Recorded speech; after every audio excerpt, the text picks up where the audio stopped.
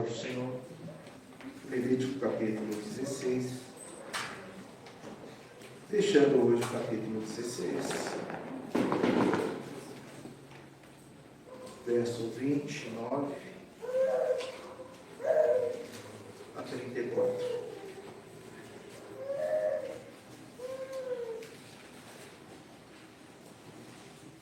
A festa anual das expiações.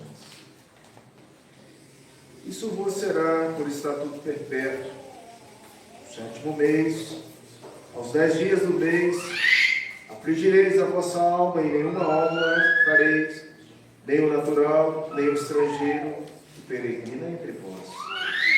Porque naquele dia se fará expiação por vós, para purificar-vos, sereis purificados de todos os vossos pecados perante o Senhor. É sábado de descanso solene para vós outros, e afligireis a vossa alma, é estatuto perpétuo. Quem for ungido e consagrado para oficiar como sacerdote no lugar de seu pai, para a expiação, havendo posto as vestes de linho, as vestes santas, fará expiação pelo santuário, pela tenda da congregação, pelo altar, também fará pelos sacerdotes e por todo o povo da congregação. Isso vos será por estatuto perpétuo, para fazer expiação uma vez por ano, pelos filhos de Israel, por causa dos seus pecados.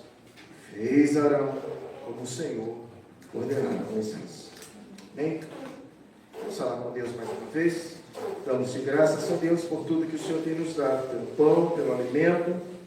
Agradecemos também pelas ofertas, pelos dízimos levantados. Agradecemos pela palavra lida.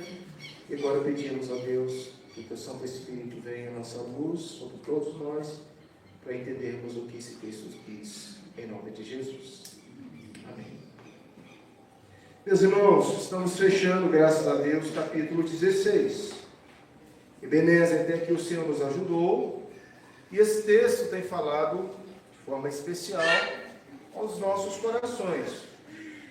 Temos visto que Levítico é o manual de adoração, é o livro que fala da santidade, é o livro que fala também da presença de Deus numa tenda, sob pé de uma montanha, onde tudo deve ser feito com organização, para a honra, para a glória de Deus. Hoje a gente coloca um ponto final nesse assunto sobre expiação, porque a gente vai ver de forma única e definitiva, após lei, graça, o processo de Cristo sendo o único a realizar esse processo único, portanto a expiação está em Cristo Jesus. Mas nós somos num período em que a história precisa ser apresentada e precisamos entender a grandeza e a importância da expiação. Nosso objetivo nessa noite é apresentar a festa anual das expiações. E a minha pergunta é: por que esta festa passou a ser um estatuto perpétuo? Por que essa festa não foi revogada? Esse é o porquê da nossa pergunta, do nosso estudo e da nossa conclusão do 16º capítulo. Hoje, toda expiação é como se fosse um estatuto, uma norma eterna. Hoje já fizemos a festa da expiação quando chegamos aqui. Amanhã faremos de novo. E sempre faremos um momento de expiação. É isso que nós vamos entender nessa noite. O Dr. J.I. Packer escreve um livro que fica como sugestão para você adquirir. O valor dele não passa de R$ 52 pela nossa editora presbiteriana. Todo escrito de Packer já vale a pena, porque é um cristão em que ele trabalha temas importantes para a nossa edificação, para o nosso crescimento. O Dr. Parks, ele publicou o seu livro publicado originalmente aqui no Brasil em 1973. É um livro de 1973 que traz para nós evangélicos o conhecimento de Deus, mas a sua natureza, a natureza de Deus que deve ser vivida na vida cristã em relação a doutrinas e devoções, e deve ser realmente lido e entendido. Porque Calvino, ao abrir as Institutas, no capítulo 1, lá, no livro 1, ele está trabalhando da importância do conhecimento de Deus. Quanto mais conhecemos a Deus, menos os conhecemos. Quanto mais aproximamos de Deus, deixamos esse conhecimento empírico, teórico, e nos tornamos sábios. Calvino está preocupado em colocar para a sua igreja o conhecimento de Deus não meramente teórico ou teológico, mas o conhecimento que te possa fazer sábio para qualquer boa obra. O conteúdo desse livro é um conteúdo que vai do conhecimento de Deus, passando informações valiosas que envolvem um relacionamento pessoal fundamental com Deus, a soberania de Deus, e aí ele vai levar os seus leitores a estarem dialogando e aprofundando na sua cosmovisão de soberania divina, de adoção como filhos de Deus, da obra de Cristo e a ação do Espírito Santo, levando a ter uma reflexão teológica, prática e edificante. Então, concluí o conhecimento de Deus. E o que isso tudo tem a ver com o nosso texto, nosso sermão de hoje? Mas, irmãos, nós estamos vendo na sequência que no contexto anterior, que abarcou os versos de 15 a 28, nós vimos a expiação pelo santuário. E a expiação pelo santuário era por causa das impurezas dos filhos de Israel, em primeiro lugar, do verso 15 ao verso 19. Em segundo lugar, do versículo 20 ao 22, havia a coparticipação do bode vivo, do bode expiatório. Toda aquela história que o pecado era levado e não tinha como buscá-lo mais lá no deserto. E o terceiro aspecto do verso 23 ao 28, vimos que a expiação pelo santuário era necessária porque haveria um pós-expiação pelo santuário, e que é esse pós que nós vivemos até hoje, que é a remissão ou a expiação definitiva por Cristo Jesus. Isso foi na semana passada. Mas hoje nós vamos olhar e observar essa festa, a festa anual das expiações. É importante dizer que a expiação, ou Yom Kippurim, era tão central ao Antigo Testamento, que dali para frente haveria de sobreviver a destruição do templo, no período da década 70 depois do Cristo, o sistema sacrificial e todos os outros ritos que são apresentados, como sendo o dia que o Talmud traduz, o jejum que o Novo Testamento apresenta, ou o dia de jejum que Flávio José apresenta para todos nós. Então veja que isso foi algo que realmente Israel compreendeu, que eles haveriam de festejar, eles haveriam de ter um dia, pelo menos anual, para prática de expiações.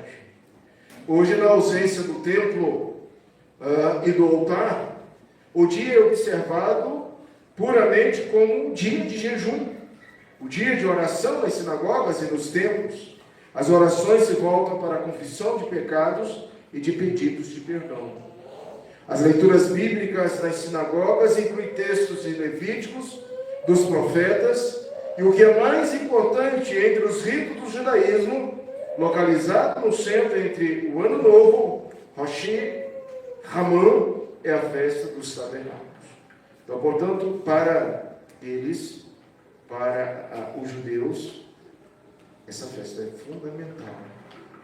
É uma norma que eles praticam uma vez por ano. E nós? Nós praticamos, irmãos, sempre que dobramos os nossos joelhos, confessamos os nossos pecados ao Senhor. Deixa de ser um dia pré-estabelecido e passa a ser em todos os cultos que nós aproximamos para adorar, para buscar, para bendizer o nosso Deus. Porque não podemos entrar com altivez, não podemos entrar com presunção, mas nós temos Lembra de Deus falando com Moisés? Moisés, tire as sandálias dos seus pés, porque aonde você está pisando é terra santa. Então eu convido você a entrar um pouquinho e entender isso. Agora não é mais uma data anual, mas são todos os cultos que nós temos o ato litúrgico, e aí não é à toa que a Igreja Presbiteriana tem na sua liturgia um momento de confissão de pecados. Eu preciso entender isso para que eu possa. Bem, aliás, hoje é dia, noite, a gente fala sobre isso, a noite de ceia, de comunhão. Que tal você confessar a Deus todos os seus pecados, suas culpas, suas faltas? Porque o ser humano é difícil, irmãos. Se nós não pedimos perdão ao Senhor, se nós não tivermos consciência, vou falar daqui a pouco de afligir a nossa alma. Não tem sentido. Em primeiro lugar, meu tema está no verso 34. Você pode circular o versículo 34. Volto a ler no final do texto, onde diz assim: isso vos será por estatuto perpétuo, para fazer expiação uma vez por ano pelos filhos de Israel, por causa dos seus pecados, e fez Arão como o Senhor ordenara a Moisés. A expiação, meu tema, festa anual da expiação, era algo pré-estabelecido para Israel. Israel deveria ter no seu calendário uma celebração anual de expiação. A festa anual de expiação, em primeiro lugar, é um estatuto perpétuo. É o que a gente vê, amados, do verso 29 ao verso 30. Verso 29 ao verso de número 30. Isso lhe será um estatuto perpétuo. No 7º mês, os 10 dias do mês, afligirei a vossa alma, e nenhuma obra fareis, nem o natural, nem o estrangeiro, que peregrina entre vós. Porque naquele dia se fará expiação por vós, para purificar-vos, e sereis purificados de todo o vosso pecado perante o Senhor. Amados, aqui nós temos algo importante, que são instruções adicionais a esta grande solenidade, que haveria de ser feito publicamente para toda a nação, mas também deveria ser feito particularmente. O dia indicado para esta solenidade deveria ser realizado anualmente no 10º dia do 7º mês, verso 29. O 7º tinha sido considerado o primeiro mês, até que Deus indicasse que o mês em que os filhos de Israel tivessem saído do Egito. E deveria, a partir de então, ser considerado como o primeiro mês. Ora, o calendário deles é diferente do nosso calendário. O calendário deles não começa em janeiro.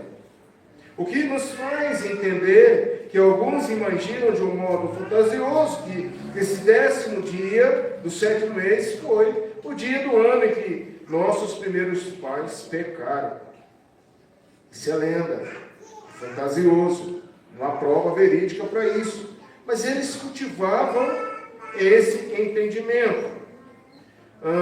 O doutor Lefort calcula que este tinha sido o mês em que Moisés desceu pela última vez no monte, quando trouxe consigo as novas tábuas, e garantia assim que Deus tivesse reconciliado Israel com o próprio Deus.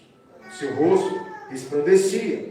Esse dia deveria ser um dia de expiação por todas as suas gerações, pois a lembrança de Deus perdoando-lhe os pecados que havia cometido como um bezerro de ouro, podia encorajá-lo a esperar que, mediante o arrependimento, eles perdoariam todas as transgressões.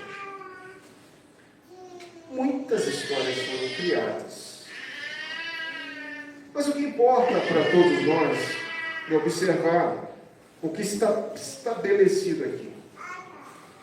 É que neste dia todos deveriam afligir as vossas almas, e nenhuma outra obra deveria ser feita, nenhum outro trabalho deveria ser realizado, nem do judeu ou do israelita, nem do estrangeiro que estava entre eles.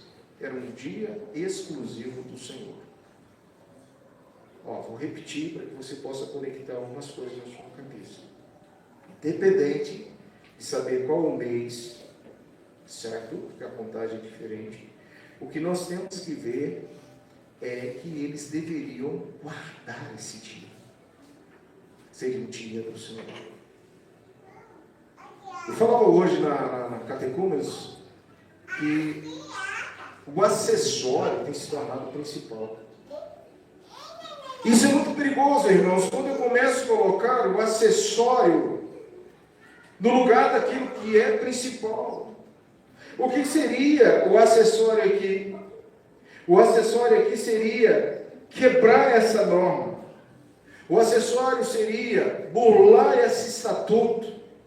Por exemplo, nesse dia, fazer uma obra natural, um trabalho natural, um entretenimento lá no tabernáculo, lá na tenda, lá entre as tribos. Desse dia estabelecido por Senhor, eles fariam outras coisas. O dia consagrado ao Senhor precisa ser de culto ao Senhor, de entendimento ao Senhor, de busca ao Senhor. Isso vos será por estatuto perpétuo, no 7º mês, aos 10 dias do mês, afligireis a vossa alma, e nenhuma obra fareis, nem natural, nem estrangeiro que peregrina entre vós, porque aquele dia será e fará expiação por vós, para purificar-vos, e sereis purificados de todos os vossos pecados perante o Senhor. É sábado de descanso solene para vós outros, e afligireis a vossa alma. É estatuto perpétuo, Levítico 16, 29 a 31. Moisés já havia pronunciado esses estatutos acerca de diversas prescrições. Já vimos Levítico 3, 17, 7, 36, 10, verso 9.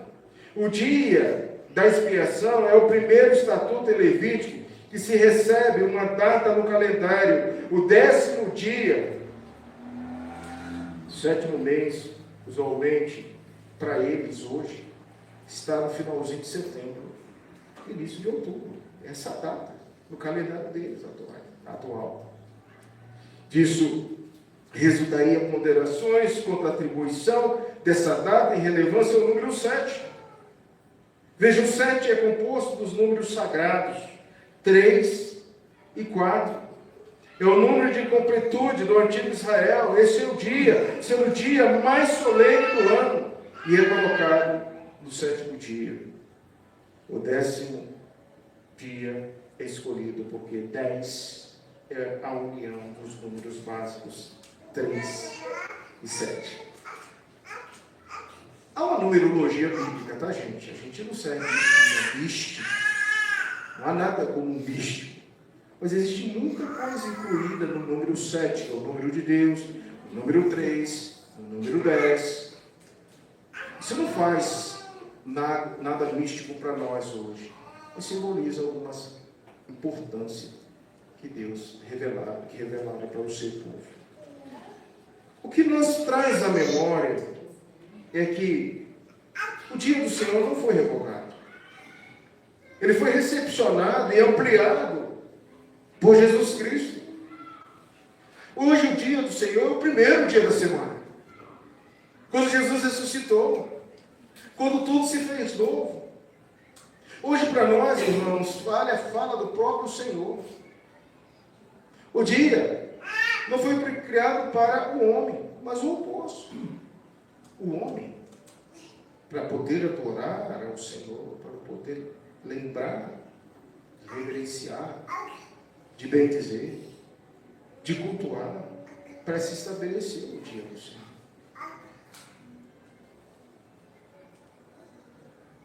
Dia do Senhor.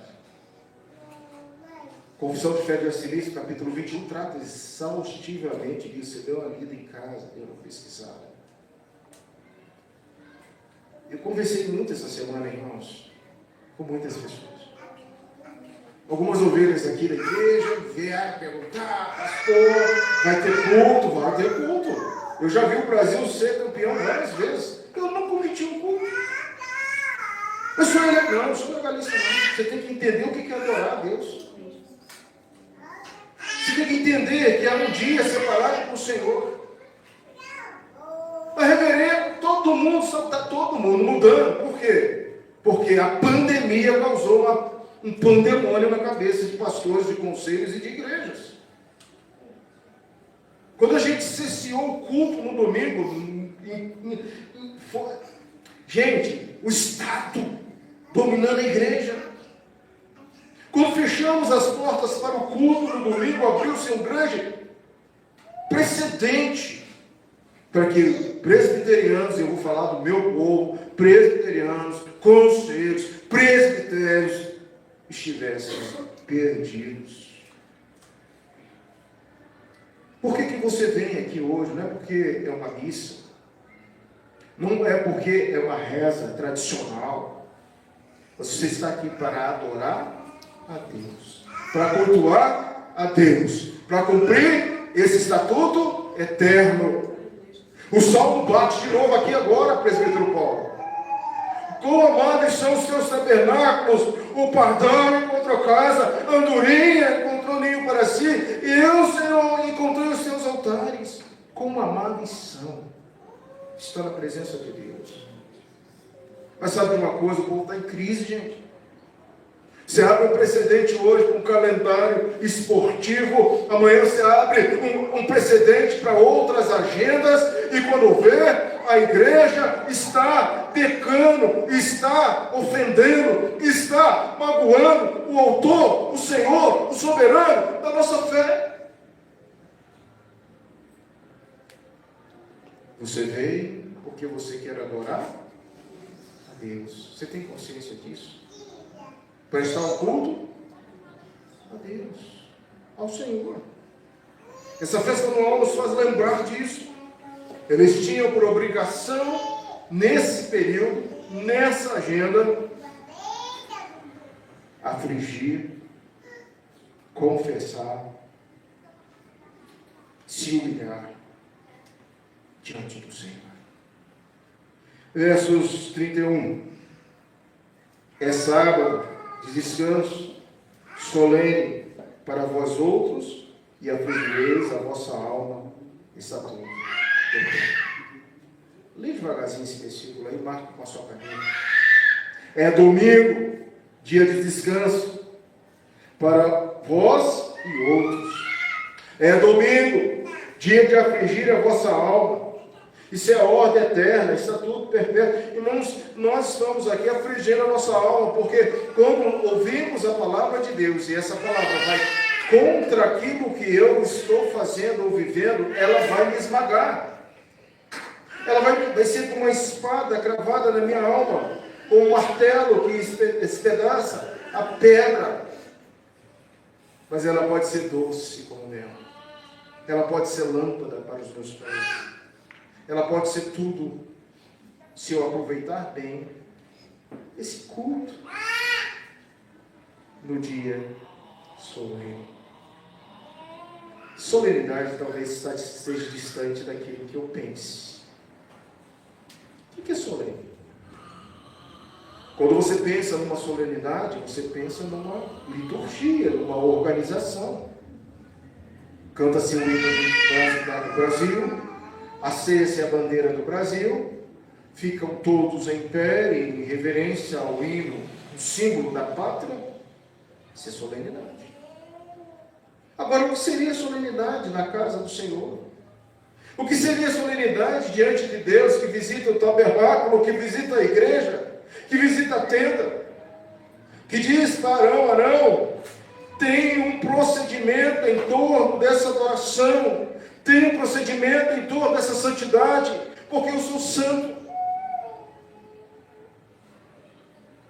E quando você vê o versículo 31, veja a solenidade aí.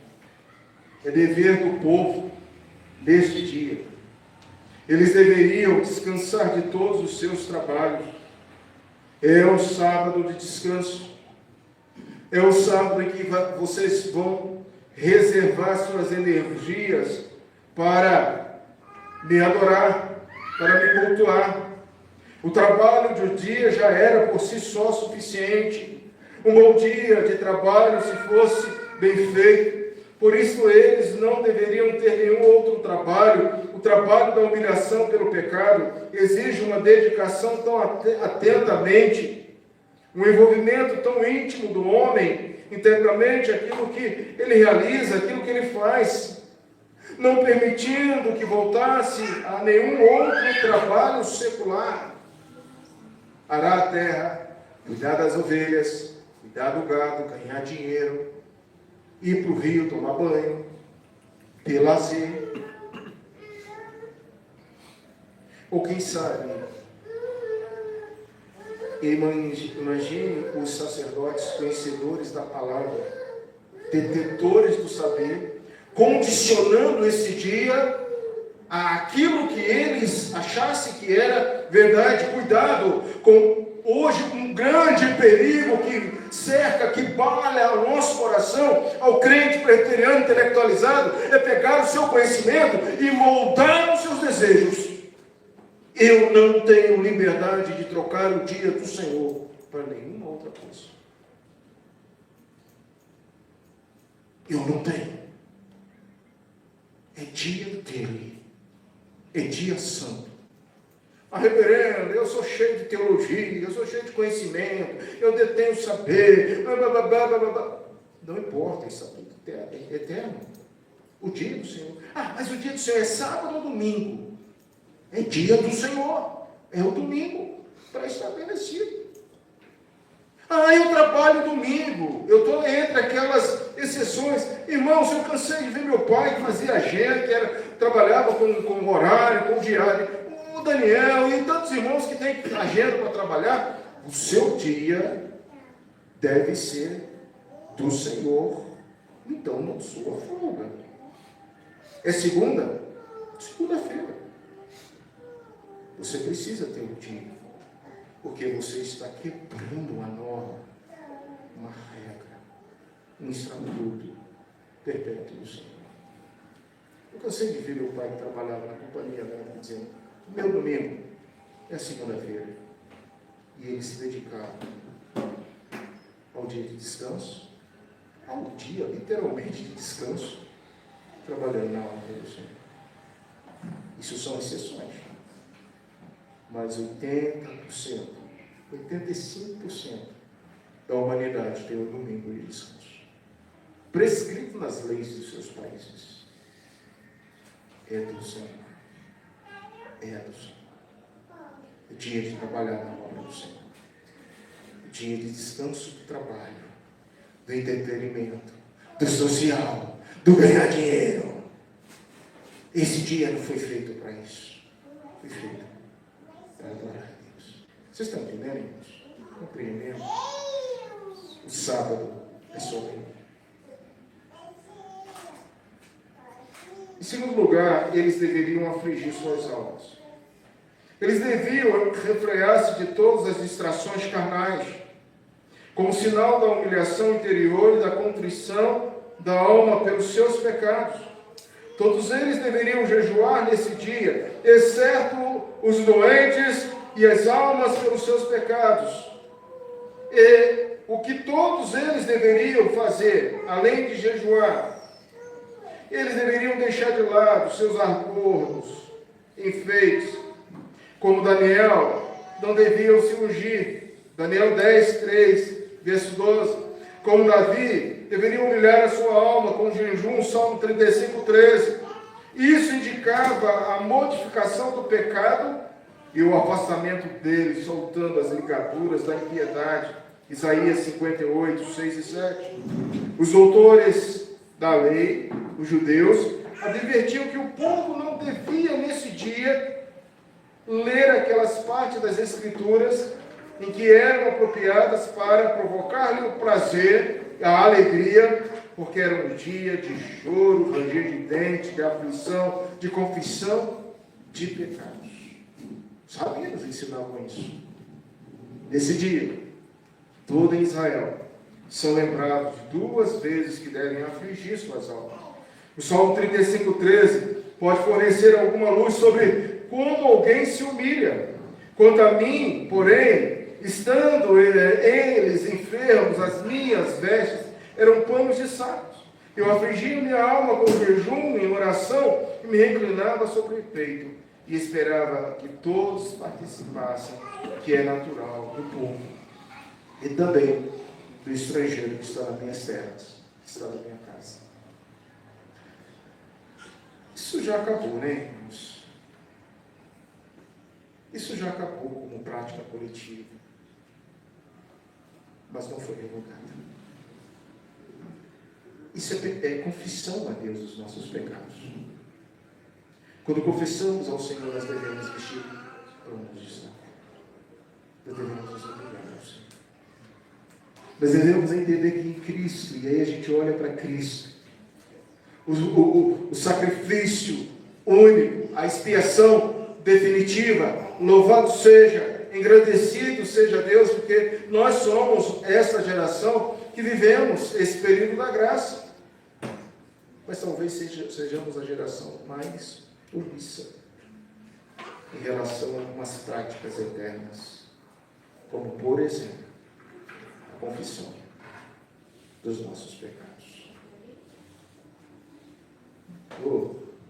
Fica uma sugestão para nós. Você já fez um dia de jejum? Um dia de jejum? Eu vou jejuar. Para quê, pastor? Você vai jejuar por você. A sua vida. Você vai contristar a sua alma. Que tal a gente começar a olhar para algumas coisas importantes, não ritualísticas, mas importantes para o fortalecimento da nossa fé. Senhor, vá que eu tenha pecado, para que os meus pecados sejam pecados esdrúxulos, duros, e que esteja já contaminando o teu povo, a tua igreja. Você vai passar um dia de jejum, de oração. Ah não, pastor, isso é muito ritualístico, isso não faz parte da minha crença presbiteriana, não faz parte da minha... Isso é coisa de... Não é coisa de pentecostal, isso é coisa de homem de Deus, de quem tem uma vida santa que leva um dia. Se você tiver que fazer uma cirurgia, a gente já falou aqui, de coração, cardíaco, você vai ter que ficar um dia sem comer, o dia inteiro. Qualquer coisa que cortarem no seu corpo aí, você vai ter que fazer um jejum. Não vai poder nem beber água. E você vai fazer. Vai cumprir a missa. Por que nós não podemos, irmãos, afligir a nossa alma por santidade e santificação? Terceiro e último lugar, irmãos.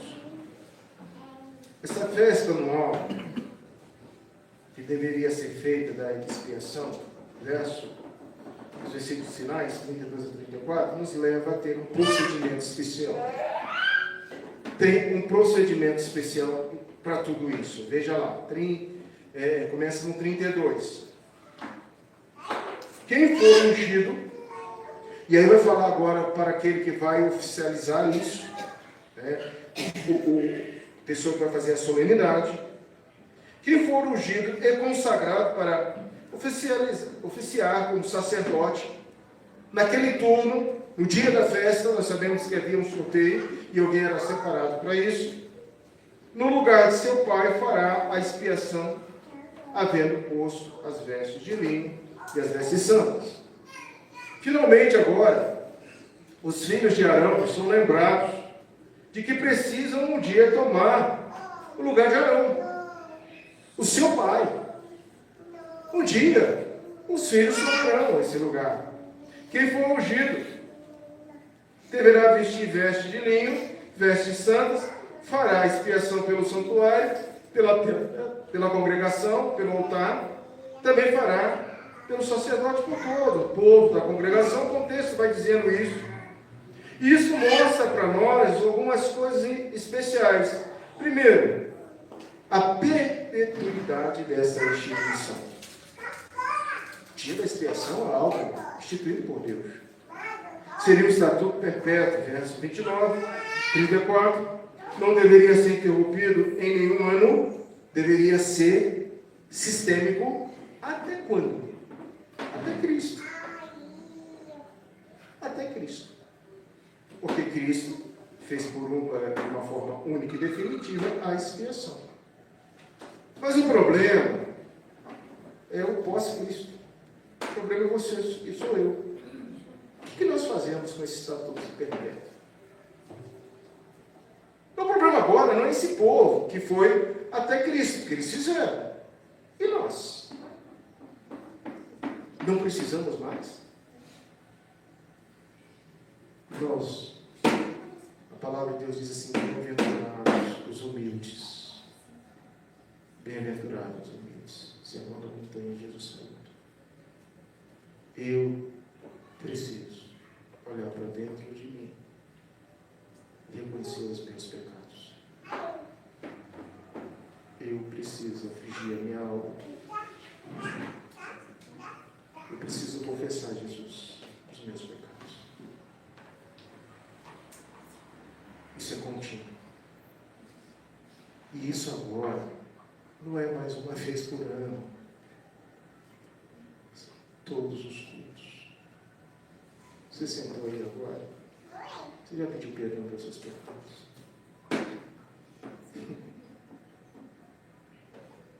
Pastor, eu estou pecando não, pastor. Aquele que não tem pecado. Rapaz, a gente peca por pensamentos, palavras, por omissões e por ações.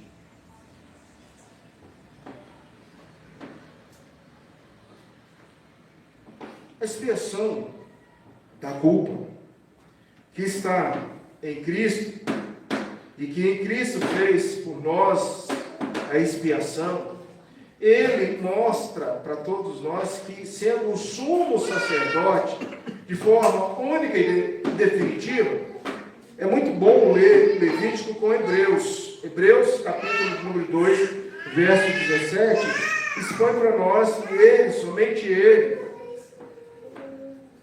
assumiu de forma única todo o trabalho que o sacerdote humano fazia. Porque o sacerdote humano precisava de expiação por ele também. O texto coloca para nós que o sacerdote, ele fazia expiação pelo santuário, pela tenda, pelo altar. Ele fazia expiação por todo o povo e também por ele mesmo. Mas Cristo fez de forma única e definitiva.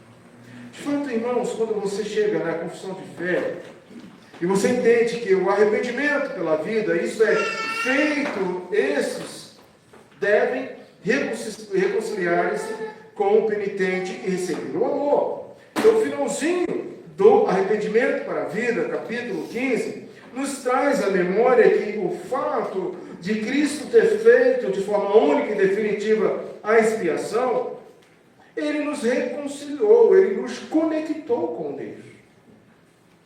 E você sabe, irmãos, que sem santidade ninguém verá Deus. Fala para você nessa manhã, sem santidade ninguém verá Deus. Isso é muito sério. A gente sai de algo que era factual, algo que era contextual só para Israel, e a gente chega à igreja, a gente chega ao nosso mundo. Aqueles que foram enxertados. Nós somos a nação de Deus. O que me preocupa é que nós revogamos esse estatuto. Nós revogamos esse estatuto. É preciso confessar, afligir, pedir perdão, se humilhar. Você não precisa mais fazer a encenação. Mas seria talvez interessante, se isso é tão difícil para você, procure comprar no supermercado desse aí um pano de saco. rasgue aquele pano de saco, faz uma camisola, bote aqueles... Não precisa disso, mas se você tem dificuldade, você vai lembrar que você está afligindo a sua alma. Era assim que era trabalhado no Velho Testamento. Você está entendendo? Porque às vezes a gente vai revogando alguns estatutos. Você não precisa de planos. Você não precisa ensinar mais isso, que Cristo já fez. Mas você precisa ter consciência de ter um dia, e agora todos os cultos são esses dias, de chegar diante da presença do Senhor. Senhor, me perdoe. Eu não sou nem digno de estar na tua casa, na tua presença. Amém? Então a gente vai olhando a parte da aplicação prática, o que esse texto tem a ver para a nossa igreja hoje, para a minha consciência hoje, o que eu extraio de entendimento. Então, Levíticos 16, 29 a 34, a festa anual da expiação, ou Yom Kippur, o dia da expiação, traz para nós uma ordenança perpétua para Israel, para o povo de Deus, que deve jejuar, que deve se arrepender, que deve cessar toda forma de trabalho no dia do Senhor, no dia solene, hoje, domingo, que é o dia do Senhor, que devemos estar juntos para adorar. Eu lembro da fala ainda no sermão de hoje, o nosso irmão presbítero Paulo trouxe. A palavra saudades é uma palavra brasileira, viu, gente? Não queira falar saudades para um gringo que ele não vai entender. Saudades do tempo. Isso é um título nosso. O gringo não sabe o que é essa palavra saudades. Mas quando a gente olha para a teologia, vai além de uma mera perspectiva ou vontade de estar na casa do Senhor. É muito mais profundo. Haverá um dia que você vai ter saudade do reverendo Luiz André. Saudade desse pequeno espaço. Saudade de cantar no grupo de louvores. Saudade de estar na escola dominical. Haverá um tempo. Você sabe muito bem o que é saudades do altar, do templo, da casa do Senhor. A gente precisa colocar isso na nossa mente, no nosso coração. Porque nós vivemos dois princípios à luz desse texto básico para a nossa vivência atual. A primeira é: a salvação é inteiramente obra de Deus. O povo não participava da expiação oferecendo os seus próprios méritos, mas apenas se humilhava diante do Senhor. Isso ilustra a doutrina reformada da salvação pela graça, na qual, irmãos, Deus toma a iniciativa de reconciliar pecadores consigo. Efésios capítulo 2, verso 8 a verso 9. A salvação é inteiramente obra de Deus, então Ele nos reconcilia. Segundo aspecto que a gente vê dentro do primeiro princípio de fé reformada, o cristão é o único e Jesus é o suficiente mediador. No ministério exclusivo, o sumo sacerdote prefigurava Jesus Cristo, de que realizou expiação perfeita e irreparável. Não há necessidade de novos sacrifícios ou de outros mediadores, porque Cristo consumou plenamente a redenção dos eleitos. Timóteo capítulo 12, verso 5, Hebreus 10, 12 e 14. Daí infere-se que a igreja de fé reformada deve, em primeiro lugar, cultivar uma vida contínua de arrependimento e de dependência da graça de Cristo. Amados, a igreja deve se reconciliar diariamente e pedir perdão. A igreja está doente, gente. Meu Deus do céu, tanta coisa na mídia. Se vocês viram. Vocês viram. Discussões sobre ter ou não ter culto hoje. Onde nós chegamos? Aonde está a maturidade da igreja? Do povo de Deus. A igreja precisa voltar para o Senhor. A igreja está carnal. A igreja precisa buscar plenamente santidade. Santidade. Meus irmãos, eu posso falar, porque vocês já estudaram isso. A santidade, ela é sinergista. Se você não quer, Deus não vai vir te forçar.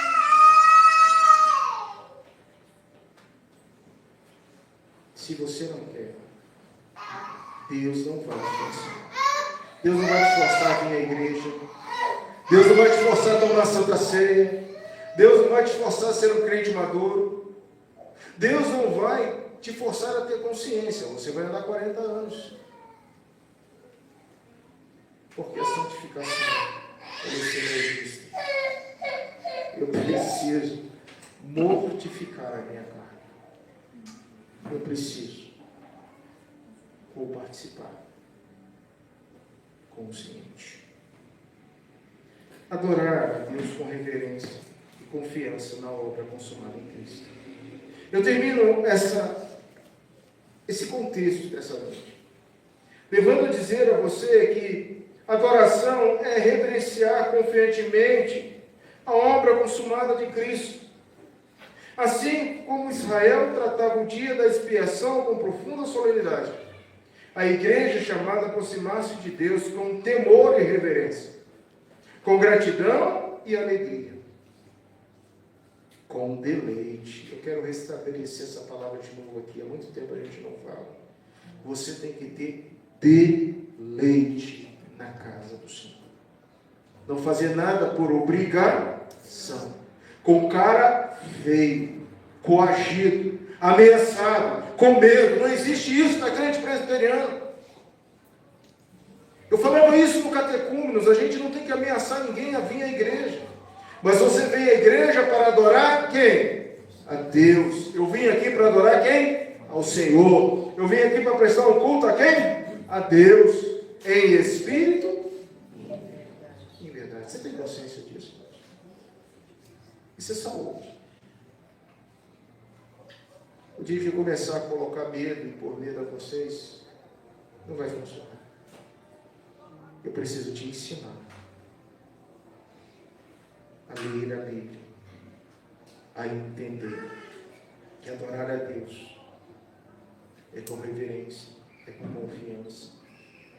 O culto reformado é centrado na suficiência da cruz e na mediação exclusiva de Jesus Cristo. Hebreus capítulo 10, verso 19.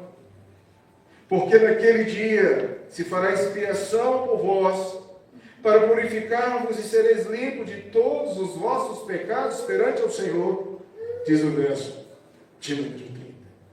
Esse versículo resume o propósito desse capítulo. Deus providencia a expiação para purificar o seu povo, para realizar o cumprimento pleno e definitivo da sua obra redentora em Cristo Jesus. Que Deus nos abençoe, irmãos. Que eu possa ter plena consciência do que é adorar a Deus, do que é cultivar uma vida de arrependimento, de dependência, de santidade. Amém? Obrigado, porque você é bênção de Deus. Obrigado porque você está se esforçando. Sabe, às vezes a gente luta com a gente mesmo. Momentos na vida da gente que a gente acha que a gente está fazendo nada. Meu Deus, o que eu tenho que fazer? Eu até choro diante do altar. E até me prostro diante de Deus. Mas meu irmão, minha irmã, se você confessar ao Senhor, 1 João fala isso, confessarmos ao Senhor, entregarmos a Ele todo o nosso coração, os nossos pecados, o Senhor é fiel e justo para nos perdoar de todos os pecados. Talvez o que está faltando à igreja do século XXI, a igreja presbiteriana, é humilhar-se diante do Senhor. A gente tem uma boa doutrina, a gente tem gente que sabe, que estuda, que ensina, teoricamente, mas a gente está precisando de pessoas que se humilhem diante do Senhor. E diga, Senhor, eu sou o vermezinho de Jacó. só aquela gotinha que cai dos céus. Ó Deus, que em mim um coração puro e renova dentro de mim espírito da verdade. Que Deus nos ajude. Você quer orar um pouquinho? Pode falar com Deus. Deus, cura a nossa igreja. Cura a tua igreja, Senhor. Cura a igreja brasileira. Tanta coisa a gente vê, tanta coisa a gente sabe. Senhor, que nós sejamos uma igreja mais bíblica. Eu agradeço, Senhor, por esse povo lindo que está aqui nessa noite. Eu te agradeço porque há espaço para a gente estudar um livro como esse. Talvez um livro que não dê ibope nenhum, que não traz nenhum contentamento, mas pelo contrário, que nos esmaga internamente. Mas um livro tão precioso para nos lembrar que o Senhor instituiu um dia nacional de confissão de pecados, de derramamento de sangue, sacrifício, um dia de jejuns, de oração, de lágrimas, para um povo lá do passado. E quando Jesus veio e fez tudo isso, o teu povo hoje esquece. Há muita arrogância espiritual, muita presunção no meio do teu povo. Quebranta-nos, restaura-nos, prepara-nos agora para ser de Jesus.